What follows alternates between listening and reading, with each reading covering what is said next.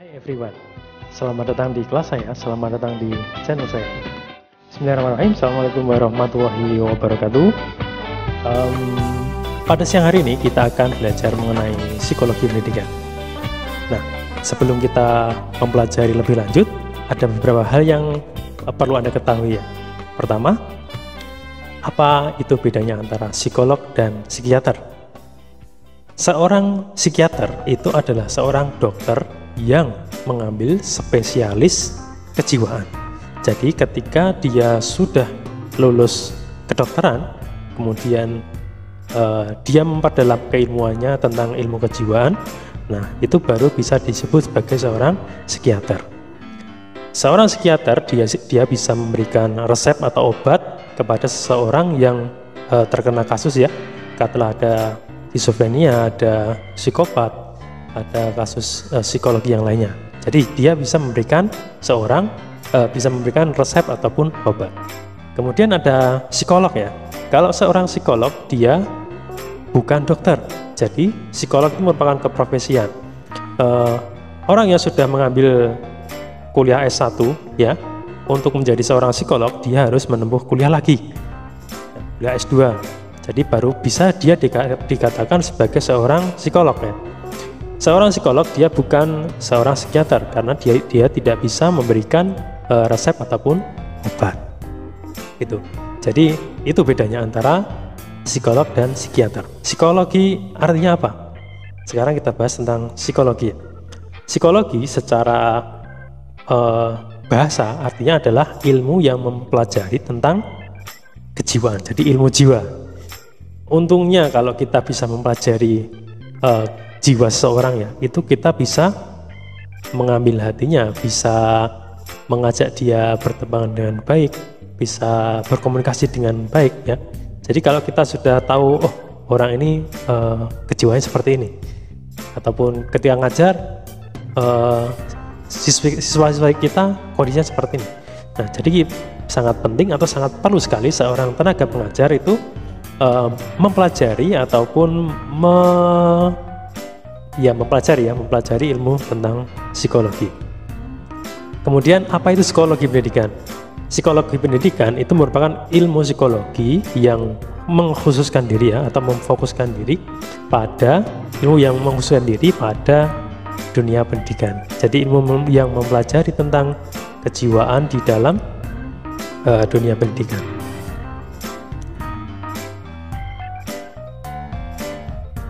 Nah, itu ya. Jadi Anda sebagai calon tenaga pengajar ataupun sebagai calon tenaga pendidik, sedikit banyak itu harus bisa mempelajari ilmu psikologi ya. Psikologi, khususnya psikologi dalam pembelajaran. Jadi bagaimana siswa kita, bagaimana mengatasi siswa yang malas belajar, bagaimana mengatasi anak-anak kita yang punya masalah keluarga, punya masalah dengan orang tuanya di rumah ya, atau masalah bullying ataupun di kirikan kita gitu. Jadi psikologi pendidikan itu akan membantu sedikit banyak tenaga guru ya, tenaga pengajar yang ada di dalam kelas sana. Seperti itu. Itu ya, jadi bisa dibedakan antara psikiater, kemudian istilah psikolog, kemudian psikologi pendidikan. Itu. Jadi sekali lagi sesuai dengan teori ilmu psikologi pendidikan itu merupakan cabang dari ilmu psikologi yang mengkhususkan diri pada cara memahami pengajaran dan pembelajaran dalam lingkungan pendidikan. Studi mengenai proses pembelajaran baik dari sudut pandang kognitif maupun perilaku mengizinkan ilmuwan untuk memahami perbedaan individu dalam hal intelijensi, perkembangan kognitif, afektif, motivasi, konsep diri, serta peranannya dalam proses belajar mengajar. Jadi lumayan kompleks ya kalau kita belajar psikologi pendidikan, karena pertama kita akan berkaitan tentang sudut pandang kognitif. Ya, kognitif itu berarti kemampuan siswa dalam memahami pembelajaran. Kemudian ada afektif juga. Kalau afektif itu berkaitan dengan sikap ya, berkaitan sikap, perilaku. Kemudian juga mempelajari bagaimana perbedaan individu yang sangat banyak. Anda ngajar di kelas pastinya tidak hanya 1-2 anak saja kan, mayoritas hampir banyak sekali ya. Dan setiap anak dia punya kepribadian, punya watak yang berbeda-beda. Ada yang dia suka menyendiri ya, ada yang dia suka caper, kemudian ada juga yang dia suka pamer kemampuannya ya, ada yang jahil juga, ada yang baik hati juga, ada yang pemalu. Nah, berbagai macam sifat inilah yang dimiliki peserta didik kita. Kalau kita tidak bisa mengelolanya dengan baik, mustahil anak-anak ini akan tumbuh menjadi seseorang yang baik gitu. Jadi tenaga pengajar itu harus bisa memahami kondisi ataupun karakteristik siswanya gitu. Jadi kalau kita sudah bisa mengambil hati para siswa kita di kelas itu katakanlah, insya Allah dalam pembelajaran ke depan itu sangat mudah. Gitu. Kuncinya adalah mengetahui atau menguasai dahulu panggung gitu ya. Jadi kalau panggung di kelas itu sudah oke, sudah baik, ya insya Allah gampang lah kita mengajar untuk mengajak mereka entah itu bermain, entah itu belajar ya, bermain dalam belajar gitu. Jadi asik sekali gitu. Gitu ya arti dari psikologi pendidikan. Oke, ini ada beberapa teori-teori yang mungkin Anda perlu tahu. Yang pertama, psikologi dapat diartikan sebagai ilmu yang mempelajari tentang tingkah laku dan gejala manusia. Jadi psikologi pendidikan adalah sebuah disiplin psikologi yang membahas masalah psikologi yang terjadi dalam dunia pendidikan. Kemudian psikologi pendidikan ini itu bermaksud untuk menerapkan psikologi ke dalam proses yang membawa pengubahan tingkah laku. Jadi dengan kata lain untuk mengajar. Ya, jadi kalau kita bisa mempelajari ilmu psikologi ini, kemudian kita terapkan dalam proses belajar mengajar, tentunya tidak akan terjadi kasus-kasus yang seperti bullying, kemudian seperti anak yang minder, seperti anak yang nakal gitu ya. Jadi kita akan merangkul mereka semuanya. Anak yang biasanya cari muka ya, atau cari caper, itu justru anak yang dia pemberani sebenarnya. Jadi ya kita harus bisa memberikan sentuhan-sentuhan ya, bukan malah memarahinya. Kamu itu ngapain itu?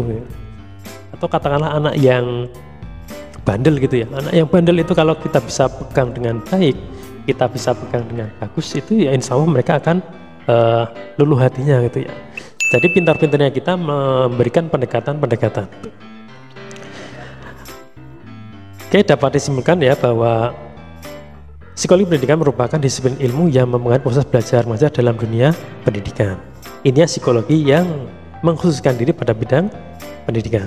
Jadi tujuan adanya psikologi pendidikan ini adalah memecahkan masalah-masalah yang terjadi di seputar dunia pendidikan. Masalah di kelas khususnya sangat banyak sekali, kompleks kalau di kelas itu. Mungkin Anda ketika dulu di sekolah ya, di SD, SMP, SMA itu kan pasti ada itu masalah di kelas. Ada yang jahil, ada yang nggak pernah mengerjakan tugas, ada yang cuman setor nama ya, bahkan ada yang kekerasan ya, kekerasan fisik maupun kekerasan verbal, itu banyak sekali gitu. Jadi pintar-pintarlah nanti ketika Anda jadi seorang tenaga pengajar untuk mendidik anak-anak kita seperti itu. Oke, selanjutnya ada ruang lingkup psikologi pendidikan. Apa itu? Nah, yang pertama adalah ruang lingkup pengetahuan. Jadi proses belajar mengajar itu adalah proses merubah tingkah laku atau memberikan pengalaman belajar mengajar. Nah, jadi psikologi ini mengaitkan dengan ini ya. Jadi ruang lingkup yang pertama pengetahuan. Jadi kita memberikan transfer ilmu, kita memberikan keahlian-keahlian tertentu terhadap siswa-siswi kita yang punya karakteristik yang sangat baik. Jadi selain kita memberikan pengetahuan, tentunya ada strategi-strategi khusus dalam proses belajar mengajar. Jadi kita harus punya pengetahuan untuk itu. Ada pengetahuan, selain pengetahuan kognitif, kita harus bisa punya juga skill strategi dalam mengajar, strategi dalam penyampaian materi ya, strategi dalam transfer ilmu, strategi dalam memberikan pengalaman-pengalaman terbaik untuk siswa-siswi kita. Itu ruang lingkup psikologi pendidikan yang pertama. Ruang lingkup yang kedua adalah pembawaan. Tentunya Anda ketika SMA masih teringat tentang Bapak Ibu guru kita.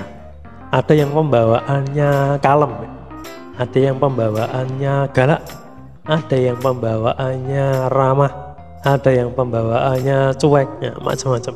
Anda pengen dikenal sebagai guru yang seperti apa? Anda pengen dikenal sebagai tenaga pengajar yang seperti apa? Jadi ruang lingkup yang kedua adalah pembawaan. Pembawaan ini sedikit banyak nanti akan mempengaruhi juga proses dalam belajar mengajar. Jadi saya masih teringat ketika guru-guru saya itu mengajari saya di kelas itu ya, dengan cara beliau yang unik itu. Dulu teringat ketika saya SMP, pembawaan guru bahasa Inggris saya itu sangat mendekat dengan siswa-siswanya. Jadi masih teringat itu ketika saya dibawa keluar kelas, anak-anak silakan hari ini kita tidak di kelas, kita keluar. Nah pada waktu itu semuanya kaget itu. Kaget kenapa? Karena ujung-ujung kita dibawa keluar di kelas. Nah, apa yang dilakukan oleh guru ini?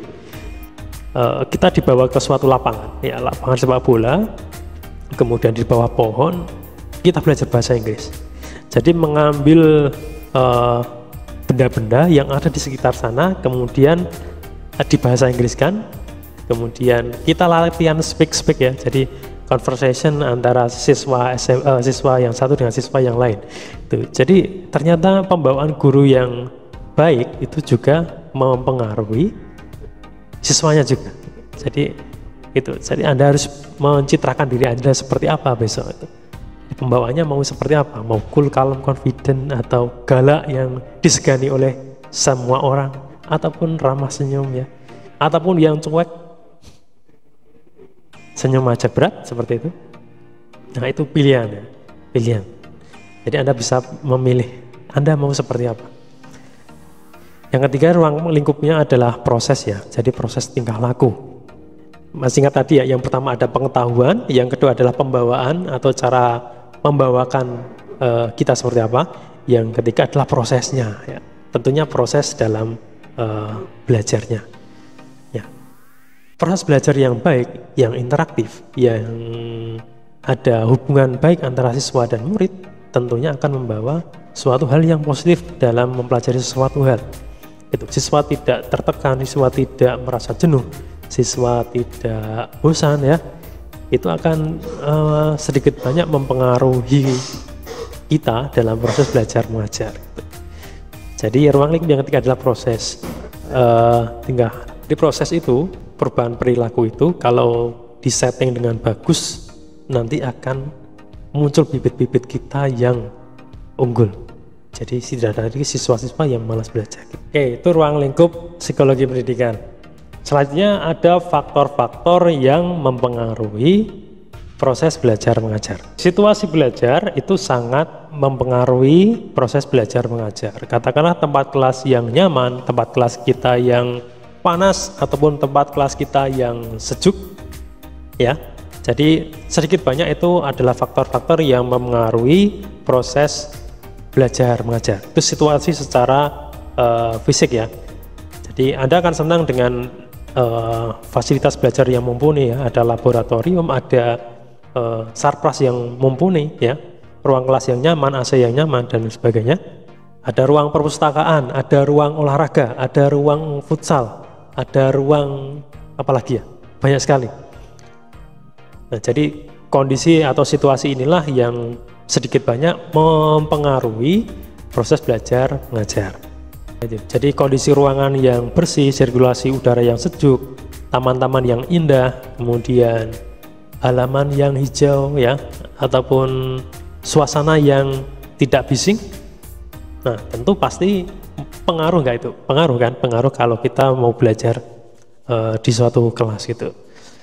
Jadi sebagai seorang pengajar harus paham betul bagaimana men-setting ruangan gitu agar bisa menjadi tempat yang nyaman dan nyaman untuk belajar. Oke, itu sedikit tentang faktor yang mempengaruhi proses belajar mengajar. Tentunya Anda sebagai mahasiswa katakan di UPY ya, di UPY sekarang fasilitasnya sudah jauh lebih baik. Ya, gedung-gedung kita sudah mulai tinggi, kemudian ruangan kita sudah AC semua. Ya, dibandingkan dengan kampus negeri mungkin ada yang nggak pakai AC malahan. Ruangan kita semuanya pakai AC. Kemudian WiFi oke, ya, WiFi kencang gitu kan. Apalagi ruang kelas yang tidak terlalu luas dan tidak terlalu sempit. Dan sebenarnya ideal kan. Kampus kita itu ideal untuk ruang kelasnya. Jadi 1:35-an itu oke. Jadi tidak terlalu banyak yang siswa yang ada di dalam kelas itu. Apalagi ya, perpustakaan banyak, kemudian gedung-gedung kita juga baru-baru semua. Sebentar lagi ada GOR, sebentar lagi ada gedung lantai 12 yang insya Allah baru akan dibangun, doakan saja gitu. Nah, semoga saja ke depan situasi belajar mengajar kita setelah pandemi ini akan lebih baik lagi gitu. Jadi doakan saja, semoga kita akan bertemu dalam kelas yang real. Jadi saya rindu sebenarnya bisa bertemu dengan kalian semuanya. Oke, baik. Demikian pertemuan singkat kita pada siang hari ini, siang, pagi, dan malamnya ini. Ya, terserah Anda sedang di posisi mana. Baik, untuk pertemuan kali ini mungkin sedikit itu saja yang perlu Anda ketahui tentang psikologi pendidikan. Minggu depan kita akan lanjutkan dengan tema-tema yang lebih menarik. Baik, saya Uri Muhayyad Wijiwayudi. Sampai jumpa.